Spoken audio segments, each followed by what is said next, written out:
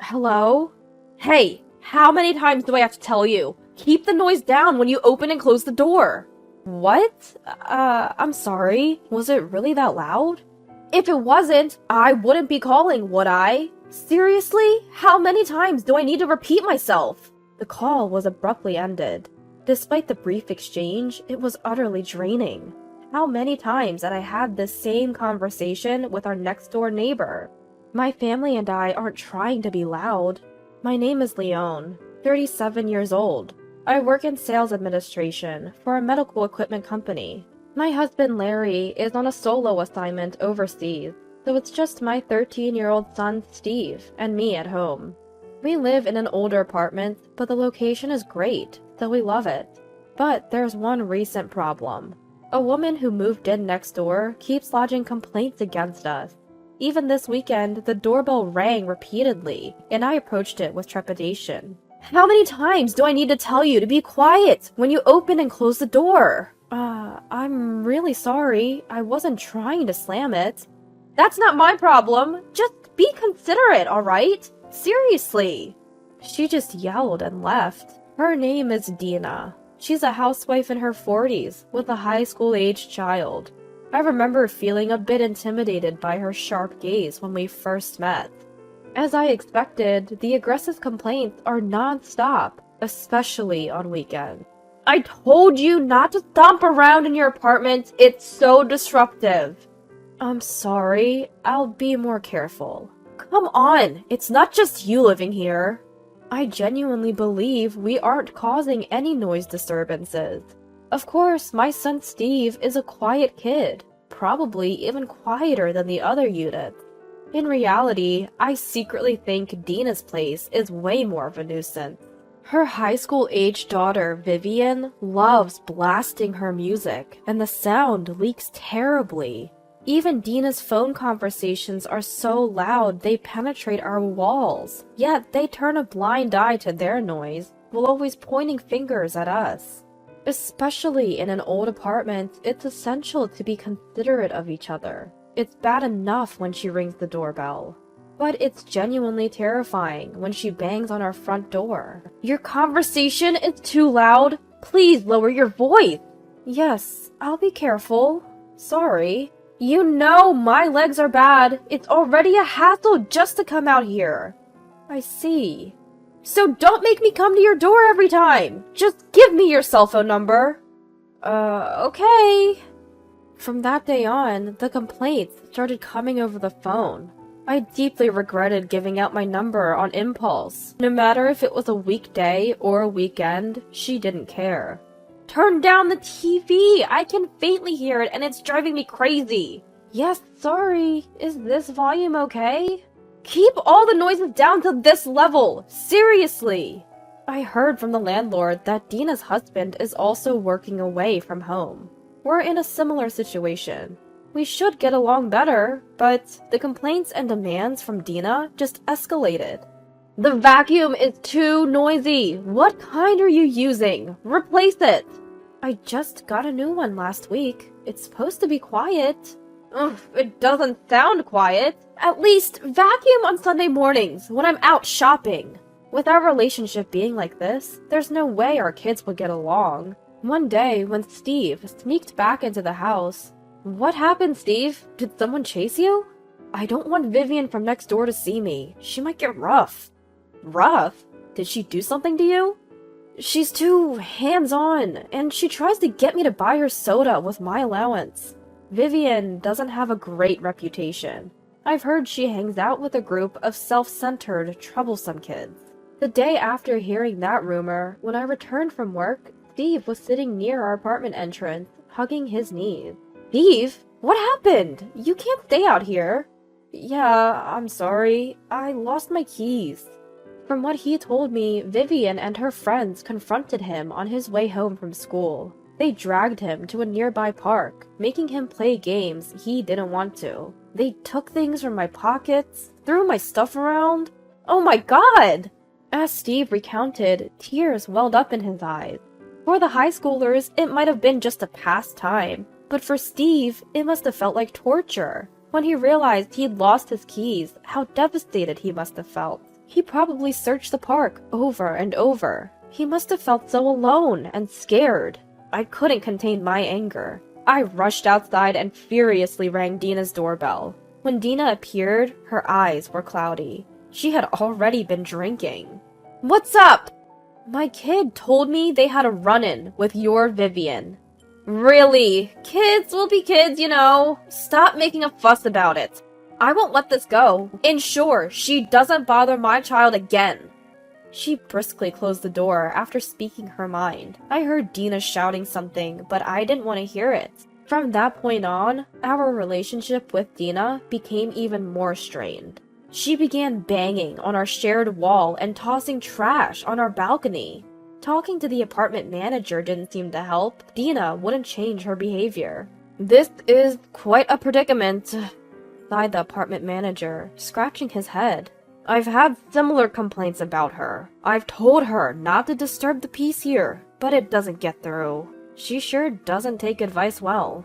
If the apartment manager can't get through to her, what chance do I have?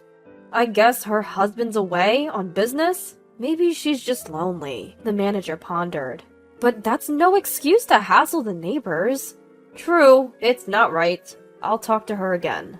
Is she so lonely with her partner away that she's resorting to making complaints and drowning her sorrows in alcohol? If that's the case, it's genuinely heartbreaking. But I can't fathom dealing with stress in such a way, yet Dina's complaints continued relentlessly. Even when we thought we were quiet, she'd always find something to nitpick. Thanks to her, we never got a moment of peace.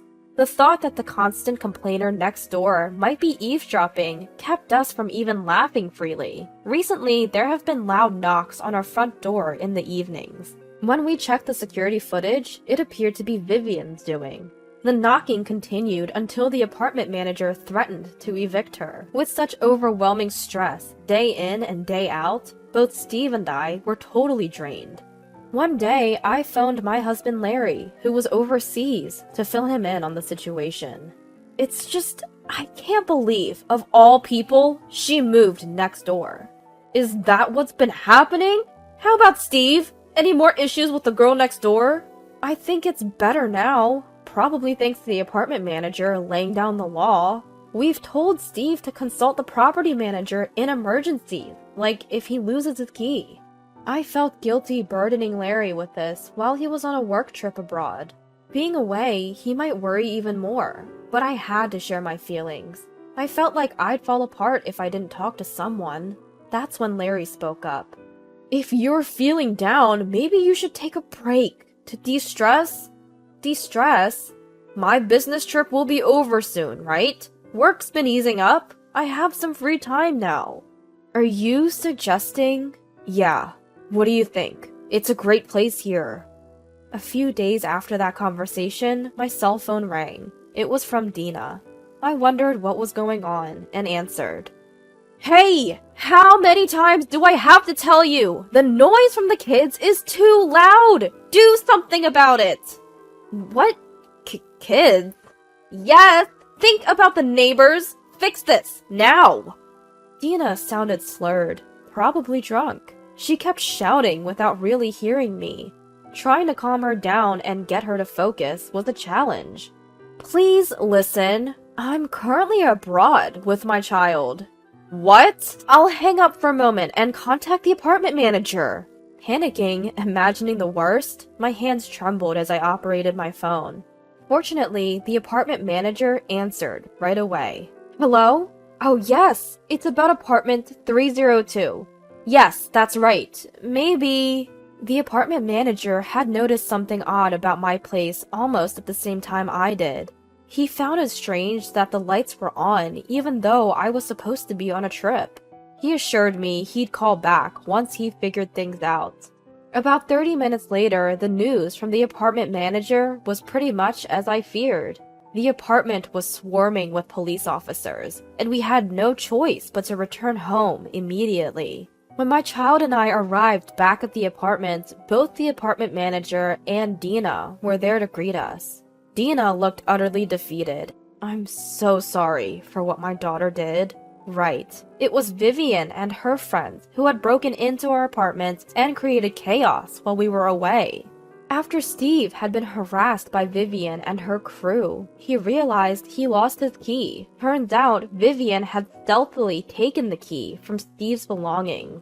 Sometime after that, Vivian got wind that we'd be away from our apartment for a long time. She might have overheard my conversation with the apartment manager. Seeing us leave for our trip, she and her friends seized the opportunity to sneak in. They partied so hard that eventually a police officer had to step in. Our apartment was a mess. Vases and mirrors were shattered, wallpaper torn, and graffiti was everywhere. There were discarded candy wrappers, instant noodle cups, juice cartons, and plastic bottles all over. The police officer had instructed that everything be left as it was until we returned. Seeing the state of the apartment, forgiveness wasn't an easy option. Regardless of it being a child's mischief, there were clear boundaries crossed. I'm so sorry. I'll help clean up. Thank you. I'll pitch in too. We immediately began tidying up. Apart from essential communication, I hardly spoke to Dina. I wasn't the kind to get chummy after such an incident. She sensed that and focused solely on cleaning. After a while, the parents of the other kids who had trespassed along with Vivian arrived. Each one of them apologized profusely. I accepted their apologies sincerely. A police officer arrived around the same time and updated us on the details. When the police arrived, there were 4 girls in the apartment, including Vivian. All of them stopped their antics and sat down properly after a stern warning from the apartment manager. All 4 of them are over 18, so they can be held criminally responsible. I was told that the 4 of them were currently detained at the local police station. Whether they'd remain in custody would be up to the prosecutor and the judge. I had spoken to the authorities, emphasizing that these were just kids, most of them still in school. Being arrested and detained is traumatic for anyone, especially for the young ones. I believed they shouldn't face harsh penalties. The discussion shifted towards settling things outside the courtroom. The apartment manager would assess the damages for broken windows, mirrors, and wallpaper. All I had to decide was the compensation for the damages and my emotional distress. The bill would go to Vivian's mother, Dina. The financial burden would be shared equally among the 4 families, each reimbursing Dina. By the time our negotiations and cleanup were wrapping up, I saw a large black van pull into our complex. A tall, imposing man and Vivian stepped out. Could it be? My hunch was right. The man was Dina's husband. He had a strong and commanding presence and didn't seem like someone from a traditional office job. He seated both Dina and Vivian next to him and turned to me. We sincerely apologize for all the trouble my reckless wife and foolish daughter have caused. He repeatedly expressed his regret, almost to the point where I felt embarrassed. I lost count of how many times I told him it was okay and to stop apologizing. Dina and her crew left shortly after, continuously apologizing. 2 days later, Dina and Vivian moved out. I initially thought it was just the movers, but when I checked, Dina told me she was moving in with her husband. I had been reluctant because his new job is in a very rural area, and I didn't want to go, she said. But after the recent mess, she didn't feel right staying here. She decided to join her husband. If this ordeal brought their family closer together, then perhaps it was for the best. As a wife with a husband on a solo assignment, I genuinely felt that way. I sincerely hoped that living with her strong-willed husband would keep Dina on the straight and narrow, and that Vivian might mature a bit. A few days after that, with my windows and walls back in pristine condition, my husband Larry returned from his trip. My son, Steve, and I went to the airport to greet him. Larry's overseas assignment was over, and our family of 3 was together again. I wouldn't have to face any more unsettling nights alone for a long time. The recent events reminded me of the importance of having family close. Life is truly better when we're all under the same roof. That was my heartfelt realization.